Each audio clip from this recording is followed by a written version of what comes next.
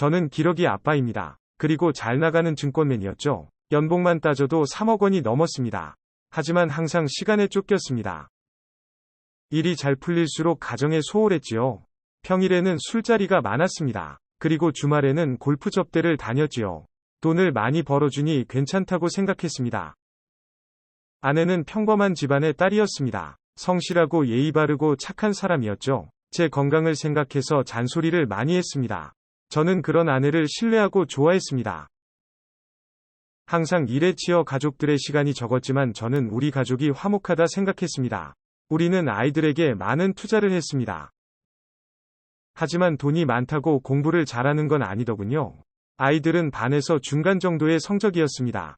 한국에서 성적으로 성공하기는 힘들겠더군요. 그래서 유학을 보내려 생각했습니다.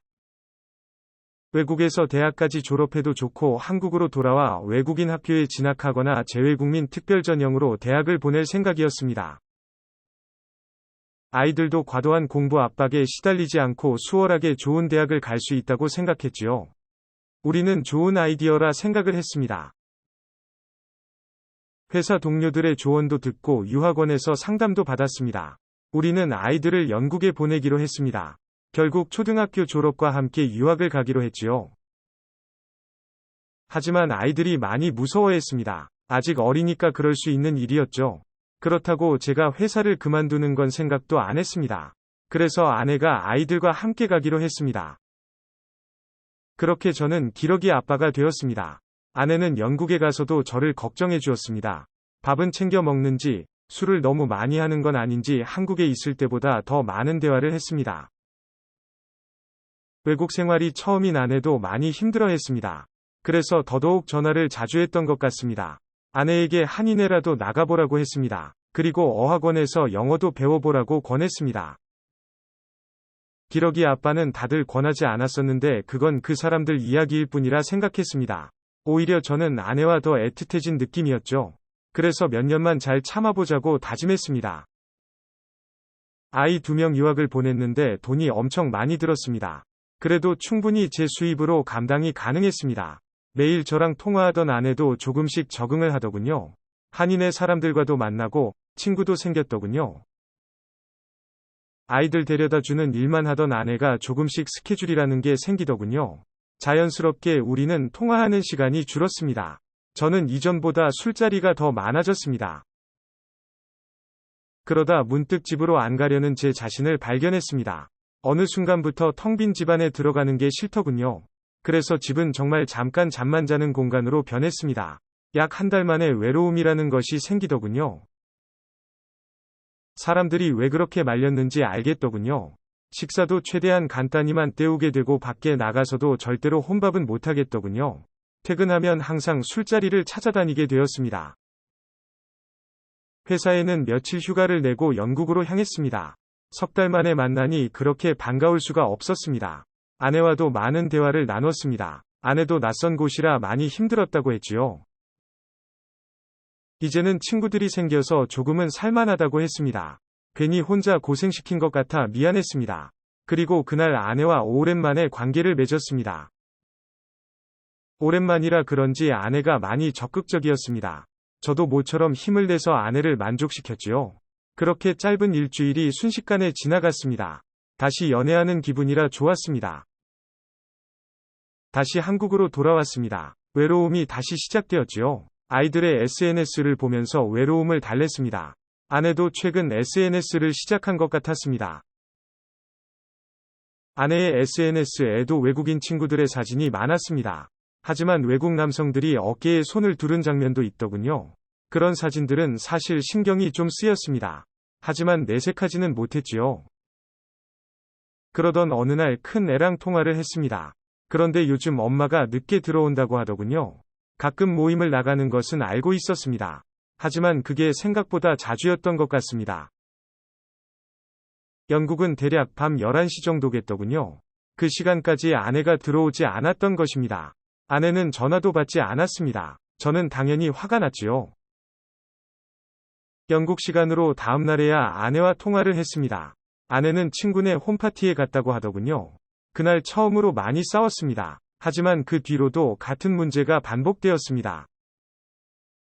아내가 밤 늦게 들어오는 일이 잦아졌고 가끔은 새벽에 들어오기도 한다고 하더군요. 그 무렵은 통화만 하면 싸웠던 것 같습니다. 하지만 직접 볼 수 없으니 답답했지요.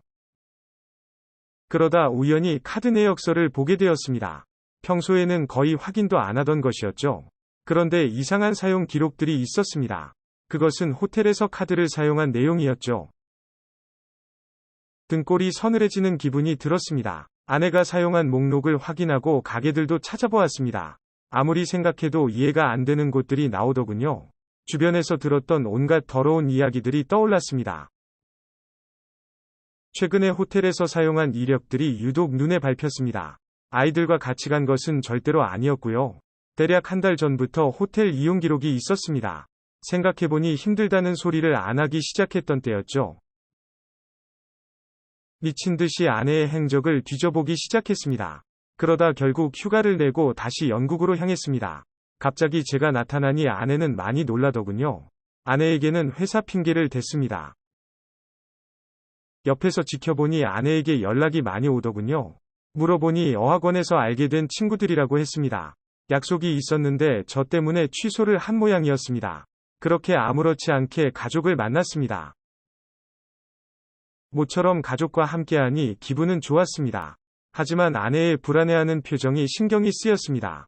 저는 계속 아내를 관찰했습니다. 확실히 아내는 남편인 저에게 집중을 못하는 것 같았습니다. 그날 인근 마트에 간다며 차를 몰고 나왔습니다.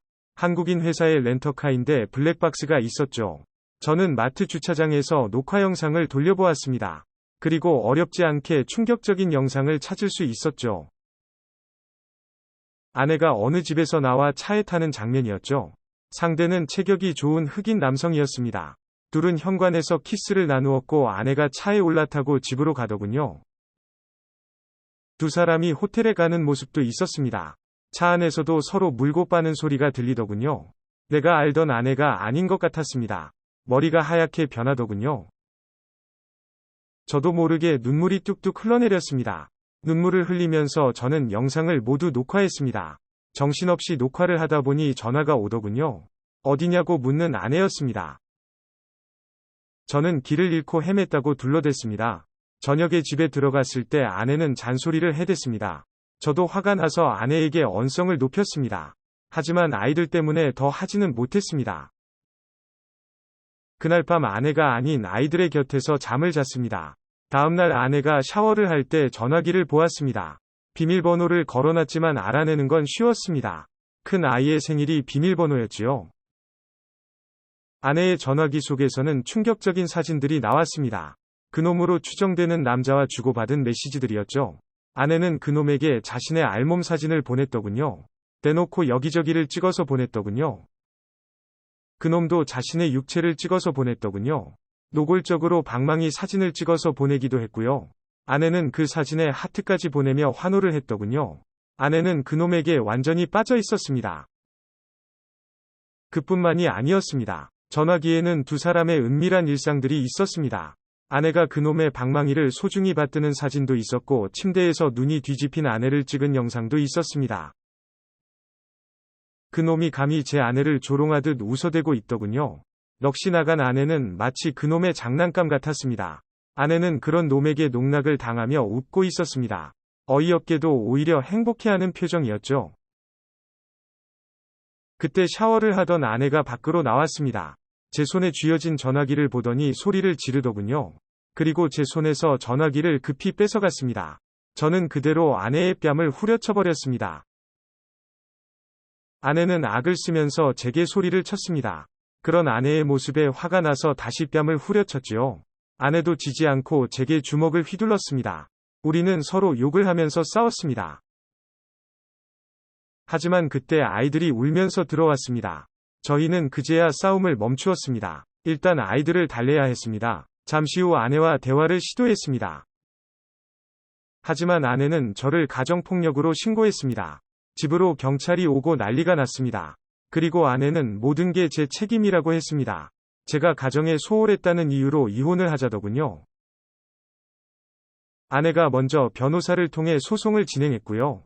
저를 가정폭력범으로 몰아가더군요. 아이들의 유학비용과 양육비 지급 그리고 재산의 절반을 분할해달라고 하더군요. 저도 변호사를 선임했습니다. 하지만 제게 불리한 싸움이 될 것 같다고 했습니다. 아이들 역시 저보다는 엄마 편이었고요. 한순간에 모든 것을 잃은 기분입니다. 회사도 잠시 휴직을 한 상태입니다. 열심히 돈 벌어다 준 것뿐인데 슬프게도 제 곁에는 아무도 없네요. 영상 시청 감사합니다.